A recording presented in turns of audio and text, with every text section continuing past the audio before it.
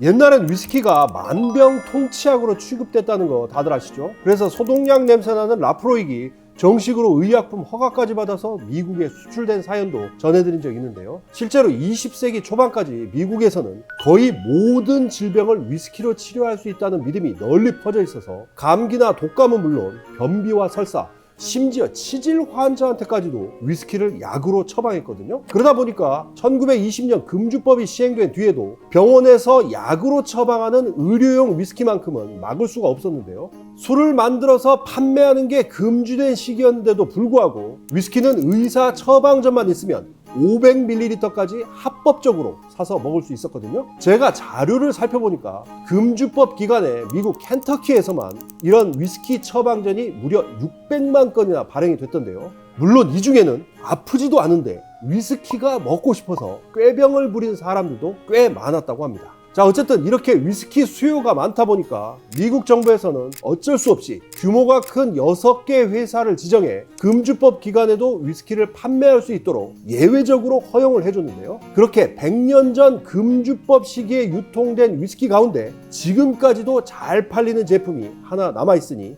그게 대체 뭘까요? 자, 술이 있어 즐거운 세상 주라기 월드. 오늘은 의료용 위스키로 출발해 150년 넘는 세월 동안 이름 한번 바뀌지 않고 꾸준히 사랑받고 있는 켄터키 버번 업계의 살아있는 전설이죠. 특히 우리에겐 영화 킹스맨으로 더 잘 알려지게 된 올드 포레스터의 세계를 탐험합니다.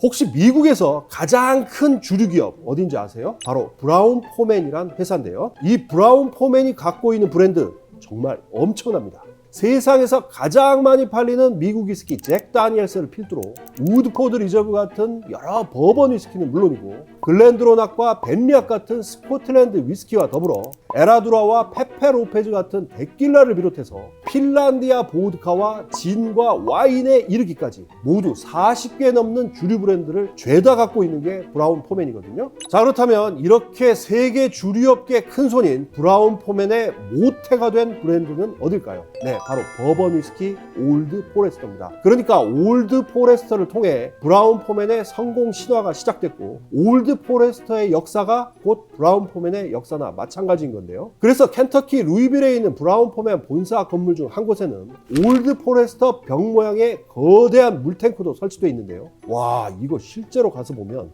입이 쩍 벌어집니다. 높이 20.7m에 용량이 무려 37만 8,000리터나 되거든요. 아무튼 이런 상징물 하나만 봐도 브라운 포맨에게 올드 포레스트 브랜드가 어떤 의미인지를 짐작할 수 있는데요. 마침 제가 지난 2018년 올드 포레스터 새 증류소가 문을 열고 난 직후에 찾아갔는데 그때도 좀 놀랐던 게 증류소가 있는 곳이 어디냐면 켄터키 최대 도시 루이빌에서도 가장 번화한 중심가에 있어요. 증류소가 있는 거리 이름 자체가 메인 스트리트거든요. 그러니까 우리로 치면 서울 종로나 명동 한복판에 증류소를 세운 건데요. 보통 버번 증류소 돌아다녀 보면 대부분 산 좋고 물 좋은 한적한 곳에 자리 잡고 있는데 이렇게 땅값 비싼 대도시 한복판에 새 증류소를 세운 건 왜일까요? 네, 바로 앞서 말한 역사적인 의미 때문입니다. 그러니까 미국 최대 주류기업 브라운 포맨이 지금 올드 포레스터 새 증류소가 있는 바로 그 자리에서 출발했기 때문인데요. 20세기 초까지 위스키 거리 혹은 버번의 메카로 불린 메인 스트리트에 터를 잡고 있던 브라운 포맨이 금주법 시행으로 건물을 매각하고 떠났다가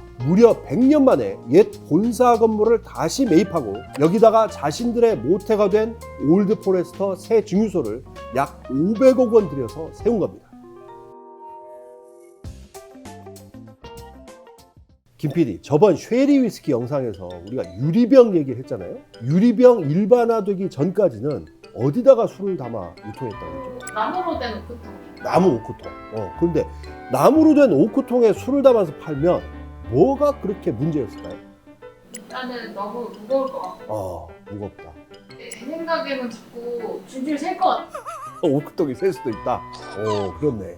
네, 물론 여러 가지가 있겠지만 가장 골치 아픈 건 위조나 변조를 막을 방법이 없다는 거예요. 그러니까 위스키를 오크통에 담아 팔던 시절에는 증류소나 상인들이 오크통 뚜껑을 열고 여기다 온갖 잡것을 집어넣는 일이 비일비재했어요. 그래서 미국에선 19세기 후반까지도 불순한 첨가물이 들어간 저질 불량 위스키가 판을 치고 있었는데요. 질 떨어지는 재료로 대충 만든 위스키를 숙성도 제대로 하지 않고 빨리 내다 팔려고 온갖 희한한 방법을 다 썼어요. 예를 들어 단맛을 내려고 체리 주스나 자두 주스, 설탕을 넣는 건 그나마 좀 양심이 있는 업자들이었고요. 쓴맛을 내려고 일부러 담배를 집어넣기도 했어요. 이러니 당시 버번 위스키 품질이 어땠겠어요? 먹고 나면 막 머리 깨지고 그랬겠죠? 워싱턴 포스트 기사를 보니까요, 19세기 미국 술꾼들은 시중에 넘쳐나는 이런 저질 불량 위스키를 스컬 바니쉬, 해골 광택제 혹은 타란툴라 주스, 독거미 주스라고 불렀다고 하는데요. 이런 상황을 지켜보면서 적어도 나만큼은 저질 불량 위스키를 절대 팔지 말아야겠다라고 다짐한 양심 있는 위스키 제조업자가 나타났으니 그가 바로 올드 포레스터를 탄생시킨 브라운 포맨의 창업자 조지 가빈 브라운이었어요. 조지 가빈 브라운은 원래 제약회사 세일즈맨으로 의류용 위스키 판매를 하다가 1870년부터 위스키 사업에 본격적으로 뛰어들었는데요. 켄터키 증류소 3곳에서 가져온 원액을 섞어 위스키를 제조한 뒤에 올드 포레스터라는 이름을 붙여 시장에 내놨는데, 와, 이게 나오자마자 큰 화제를 일으키며 일대 파란을 일으켰어요. 왜냐? 그동안의 다른 버번 위스키는 앞서 말한 것처럼 모두 오크통에 담겨서 판매가 됐는데, 올드 포레스터는 오크통이 아니라 밀봉된 유리병에 담겨서 출시됐거든요. 그래서 물론 이견도 있습니다만 올드 포레스터는 밀봉한 유리병에 담긴 최초의 버번 위스키라는 평가를 받고 있고요. 지금도 올드 포레스터 병마다 The First Bottled Bourbon이라고 적혀 있는 건데요. 어쨌든 이렇게 유리병에 담긴 올드 포레스터가 엄청난 호응을 얻으며 날개도 친 듯 팔려나가니까 이걸 지켜보던 다른 위스키 회사들이라고 뭐 가만히 있었겠어요? 앞다퉈서 유리병을 재빨리 도입하고 아무것도 섞거나 넣지 않았다, 오직 병에 넣어서만 판다라는 광고도 내보내기 시작했거든요. 이렇게 되면서 당연히 미국 위스키 시장에서 오크통에 담긴 저질 위스키가 자취를 감추게 된 건데요. 그러니까 올드 포레스터는 유리병 도입으로 미국 버번 위스키의 역사 자체를 바꿔놓은 겁니다. 여기서 한 가지만 더 얘기하자면 최초로 유리병을 도입한 브랜드라서 그런지 올드 포레스터는 그 이후에도 유난히 병에 신경을 많이 썼는데요. 특히 1950년대와 60년대에는 일반 유리병이 아닌 디켄터에 담은 위스키를 크리스마스 시즌에 한정판으로 출시하기로 했는데, 저는 이 디켄터 제품을 증류소 전시관에서 실제로 봤는데 와, 정말 예술작품처럼 예쁘더라고요. 그래서 증류소 직원한테 아니 이걸 대체 누가 디자인을 했느냐라고 물었더니 올드 포레스터 디켄터 시리즈 상당수를 산업 디자인의 아버지로 불리는 천재 디자이너 레이먼드 로이가 디자인을 했더라고요. 다들 아시죠? 코카콜라 병을 비롯해서 존 F 케네디 대통령 에어포스 1과 미국 그레이하운드 버스까지 디자인한 바로 그분이요. 아무튼 이런 것만 봐도 올드 포레스터가 당시에 얼마나 대단한 버번 브랜드였는지 짐작할 수 있습니다.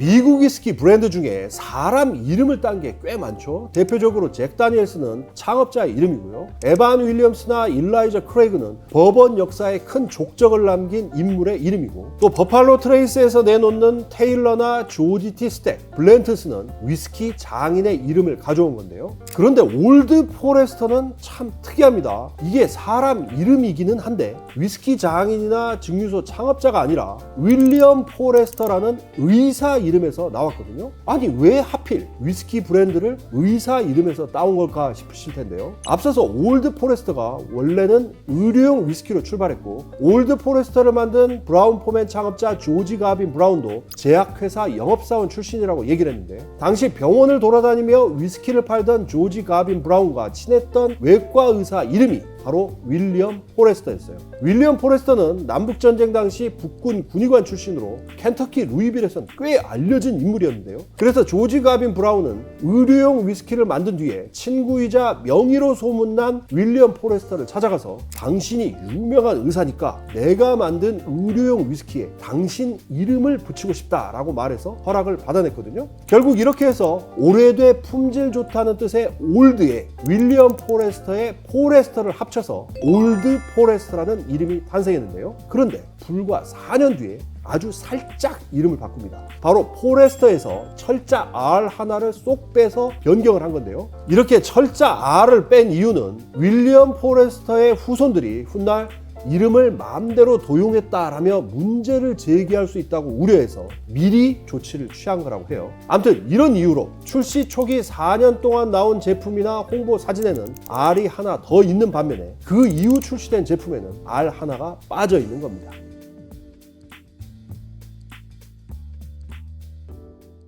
올드 포레스터를 다루면서 킹스맨 얘기를 안 할 수는 없을 것 같은데요. 킹스맨 골든 서클이 워낙 히트를 쳐서 그런지 올드 포레스터라는 브랜드는 몰라도 스테이츠맨 위스키라고 하면 다들 아시더라고요. 영화에서는 멀린이 비밀 금고를 열자 스테이츠맨이라고 적힌 위스키 한 병이 툭 튀어나오고 멀린과 에그씨가 이 위스키를 계속 원샷하면서 한 병을 거의 다 비워버리잖아요. 또 영화 끝부분에도 글렌 드로낙과 함께 올드 포레스터 스테이츠맨이 클로즈업 되면서 강렬하게 다시 한번 등장하는데요. 영화 개봉 전에 매튜 본 감독이 킹스맨과 어울릴 만한 고급 버번 위스키가 뭘까 고민했는데 그게 바로 올드 포레스터였다라면서 믿을 수 없을 만큼 부드럽고 맛있다라고 극찬하는 영상이 공개됐고요. 올드 포레스터 측에서도 런던 시사회장에 별도 부스까지 차려놓고 대대적으로 홍보를 하기도 했는데요. 스테이츠맨이라는 조직이 등장하는 골든서클 영화 개봉에 맞춰서 올드 포레스터에서 특별 한정판으로 출시한 이 제품은 이후 큰 인기를 끌면서 지금은 아예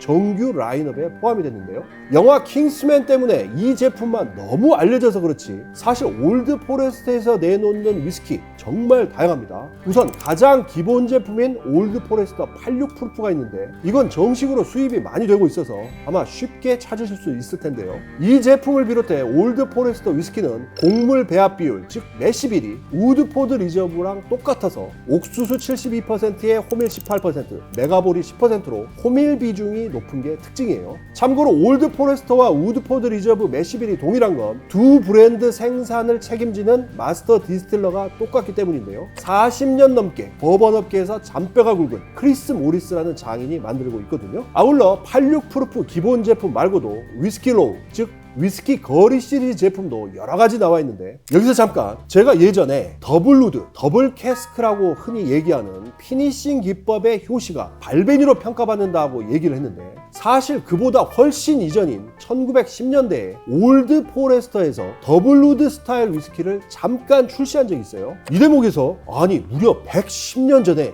이미 피니싱 기법 위스키가 있었어? 라고 놀라실 분들이 있을 텐데요. 사연은 이렇습니다. 1910년 10월에 옛 올드 포레스터 증류소에 화재가 발생해서 병입시설 가동이 중단된 적이 있었는데요. 이때 오크통에서 이미 꺼내서 병입을 앞두고 있던 위스키를 그냥 버릴 수는 없어서 올드 포레스터 증류소에선 이걸 다시 다른 오크통에 옮겨 담아 한 번 더 추가 숙성을 시켜 제품을 내놨거든요. 그러니까 처음부터 의도한 건 아니었지만 결과적으로는 더블 우드로 피니싱한 위스키가 우연처럼 세상에 처음 선을 보였던 건데요. 더 놀라운 건 1910년대에 출시했던 버번 최초의 더블 우드 위스키를 올드 포레스트가 100여 년이 지나서 다시 복원했다는 거예요. 바로 위스키 거리 시리즈 중 하나인 올드 포레스터 1910이 그 제품인데요. 제가 증류소 찾아가서 얘기를 들어보니까 1910년대 더블 우드 위스키를 복원하려고 브라운 포맨의 창고를 모두 샅샅이 뒤졌는데 기적처럼 한 상자가 남아있더래요. 그래서 그걸 꺼내서 분석해 100여 년 만에 1910년대 위스키를 복원해냈다고 하더라고요. 또 이것 말고도 1870년에 출시됐던 초기 올드 포레스트 위스키 제조 방식에 따라 세 가지의 다른 위스키를 섞어 만드는 올드 포레스터 1870도 있고요. 알코올 도수 50도에 보트린 본드 스타일로 만든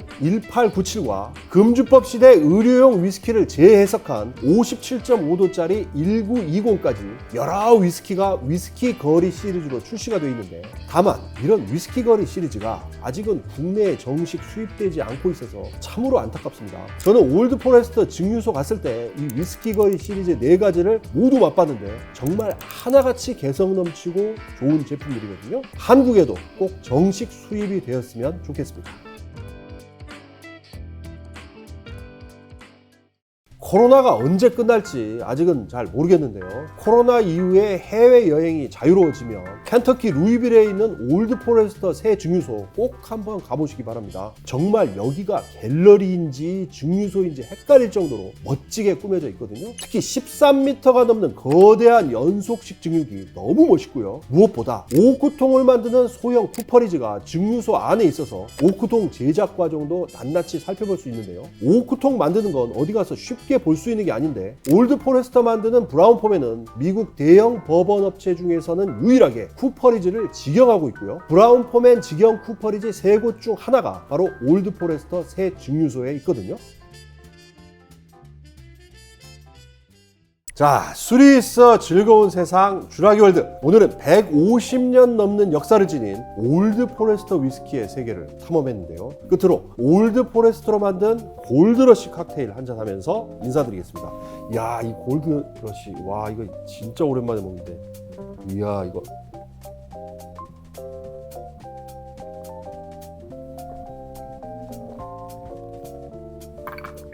와.